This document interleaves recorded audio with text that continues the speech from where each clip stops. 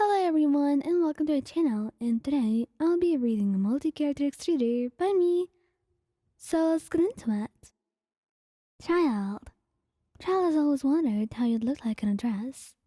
Has never seen you in one, and he was kind of anxious for seeing you in one. And nervous too, because he knew you would absolutely become lose it. He would go insane, crazy, just because of how good you'd look.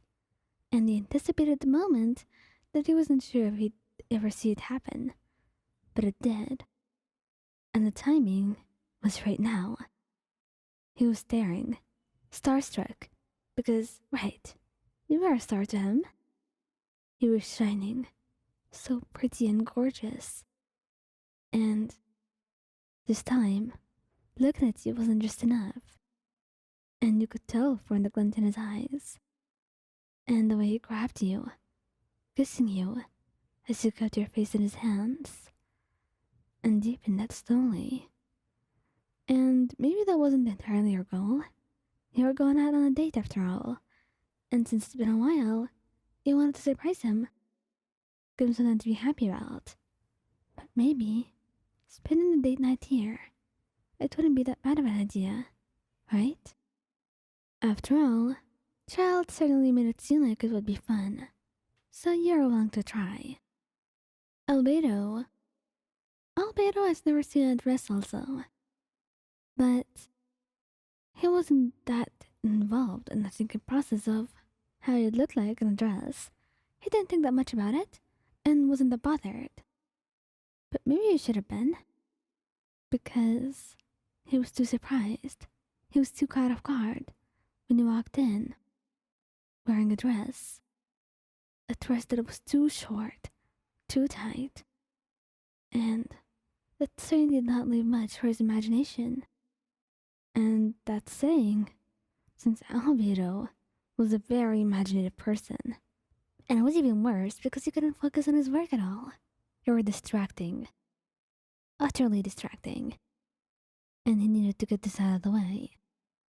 And that's why he got up and walked over to you, wrapping his arms around your waist and kissing down your neck softly, whispering in your ear in this low voice that sent shivers down your spine.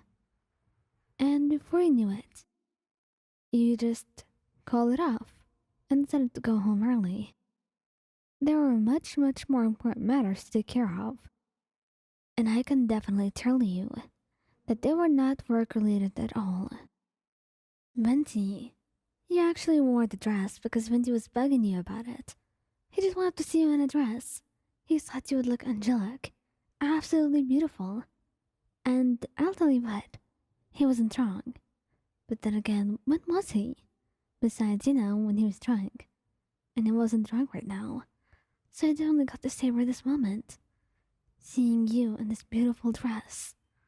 Walking over to him.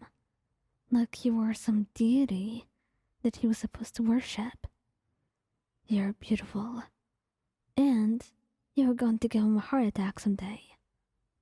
He smiled, looking up at you, admiring every curve of your body. His hands, just tracing every curve he could, telling you how beautiful you are. And then, he told you to sit on the couch. And before you knew it, he was straddling you, leaning in to kiss you, his hands in your hair, as he deepened the kiss. And the two of you enjoyed your much needed time together, away from anyone who could bother you. And also, away from any drink. You didn't want to lose this moment. And Venti definitely didn't want to forget. Kazuha. Kazuha did not know that you were going to wear a dress today because otherwise he would have prepared himself emotionally. But no, he just decided to catch him off guard. The poor guy. This was going to be one hell of an experience for him, and for you too. He was just sitting there, and you came over to him, wearing a soft floral dress that went down to the ground. You looked so beautiful, and he felt like he was frozen in place as he looked at you, staring and blushing. Then you smiled softly, sitting down next to him and burying your face in his neck, asking him how you looked. He just laughed softly, kissing your cheek, and telling you that you're such an idiot for asking that question. Because there's no way in the world, absolutely no way, that anyone would think that you're anything else other than absolutely stunning. Because it was the truth. The blindingly clear truth that no one could ever deny. And neither Kazuha could. So, answering your question, yes, you were indeed very gorgeous, that he almost couldn't look at you straight, because you were just too beautiful, and it was too much for his own eyes. Scaramouche. Scaramouche was just stunned. No, he was extremely surprised, and he felt like he couldn't breathe for a moment. Because what the hell? What were you doing? This wasn't fair on him. And since he was feeling extremely jealous right now, he told you to sit on his lap, and told you that you could not get off until he was done with his work. But to be honest, it wasn't a thing you minded at all. You just smiled, wrapping your arms around him, and peppering his face with kisses, while he just pouted, blushing brightly, and telling you that you shouldn't waste his time and distract him like this. But eventually, he still got distracted, and the two of you were making out soon after. I mean, do you really expect him to pay attention to work when you look like that? Yeah, screw work, because he was going to spend his time with you. You were much more worthy of it anyway. Xiao. Xiao was actually just malfunctioning. The moment he saw you, you were going to make him insane. There wasn't anything about you that was normal.